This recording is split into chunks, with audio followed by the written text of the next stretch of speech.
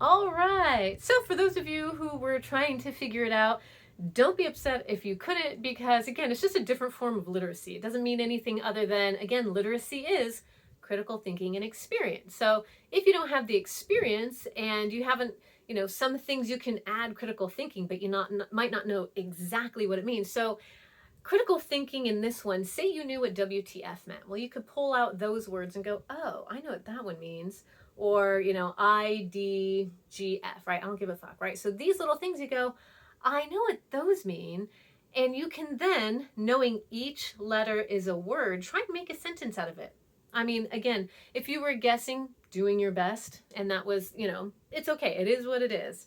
So anyway, that's the idea of understanding what literacy is. And it doesn't mean anything other than you just haven't had the experience. Even if you're applying critical thinking, you're like, I don't know, I have no idea. So just keep applying and it'll work out for you.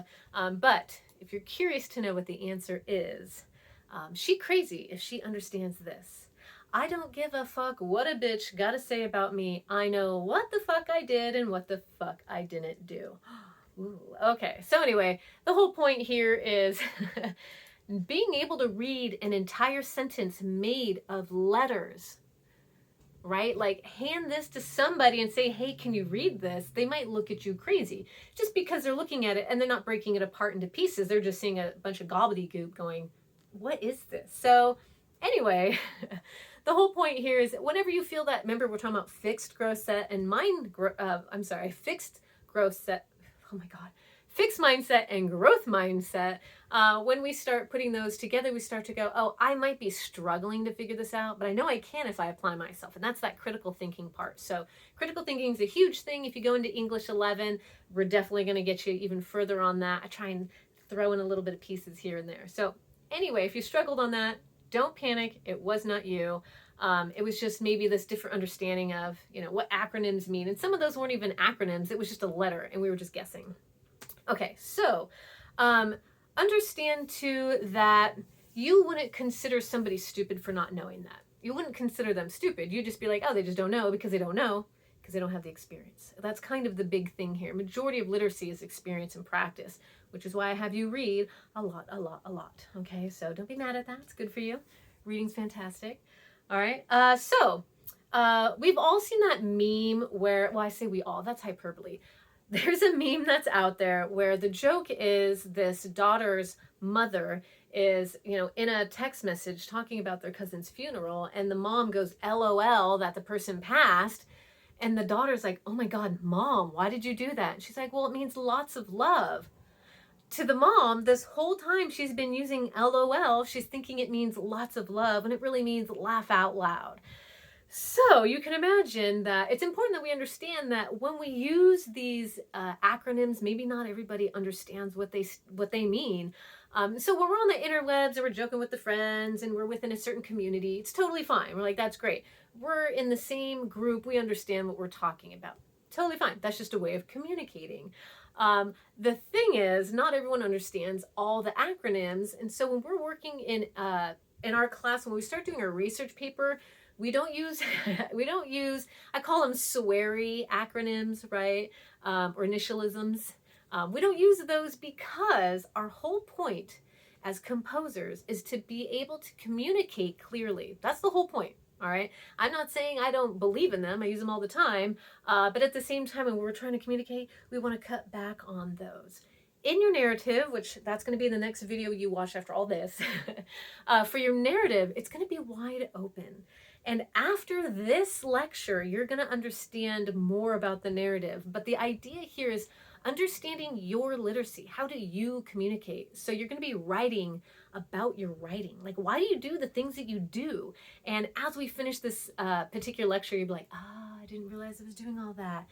Because there is a lot that comes into the way in which we are literate in some things and maybe not literate in others, okay? So in other words, when we use acronyms, you're gonna have a really quick little tiny quiz after this, like one question. I just want to give to you something to consider when you're writing, especially because you're going to be writing things where it's gonna be like this huge name of this group or, this thing. And you're like, oh, it's easier if I just do the acronym. So like if I were to say, Chico State, an acronym would be, CSUC.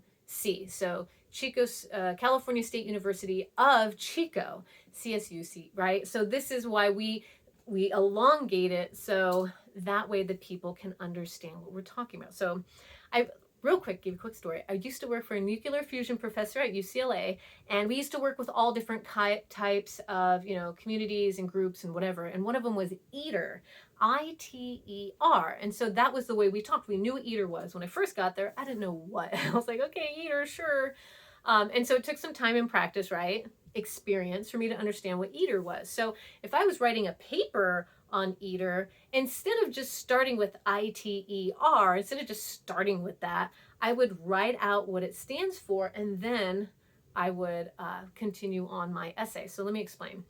So say that I am including ITER in my paper. Well, I need my audience to understand what that means. So ITER stands for International Thermonuclear Experimental Reactor.